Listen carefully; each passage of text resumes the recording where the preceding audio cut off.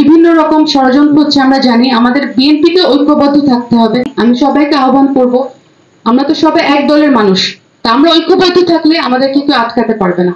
বুধবার গোলাপগঞ্জ উপজেলার ঢাকা দক্ষিণ ইউপির ২ নং ওয়ার্ড বিএনপি ও অঙ্গ সংগঠনের উদ্যোগে আয়োজিত মত বিনিময় সভায় প্রধান অতিথির বক্তব্যে সিলেট ৬ আসনের বিএনপির মনোনয়ন প্রত্যাশী সৈয়দ আদিবা হোসেন এ মন্তব্য করেন। আমি মনে করি সামনে একটা কঠিন ইলেকশন হবে, কারণ এখন তো আর রাতের ভোটের দিন নাই। এখন সুষ্ঠুভাবে ইলেকশন হবে, অবাধ এবং নিরপেক্ষ ইলেকশন হবে। এবং আমরা যারা বারবার দেখছি বিভিন্ন টিভিতে যে টক শো গুলো আসছে, এখানে বিভিন্ন রকম ষড়যন্ত্র হচ্ছে আমরা জানি। আমাদের বিএনপিকে ঐক্যবদ্ধ থাকতে হবে।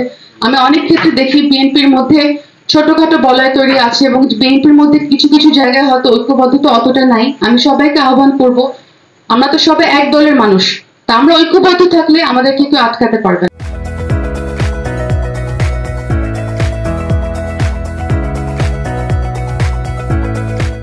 মত বিনিময় সভায় ঢাকা দক্ষিণ ইউপির ২ নং ওয়ার্ড বিএনপির সভাপতি আব্দুল কাদিরের সভাপতিত্বে ও ঢাকা দক্ষিণ ইউনিয়ন বিএনপির সাবেক সাধারণ সম্পাদক সালমান আহমেদের পরিচালনায় বক্তব্য রাখেন গোলাপগঞ্জ উপজেলা বিএনপির সিনিয়র সহসভাপতি হেলালুজ্জামান হেলাল, পৌর বিএনপির সাধারণ সম্পাদক নজরুল ইসলাম, ঢাকা দক্ষিণ ইউনিয়ন বিএনপির সাধারণ সম্পাদক মুহিব হোসেন, অসাংগঠনিক সম্পাদক দুলাল আহমদ।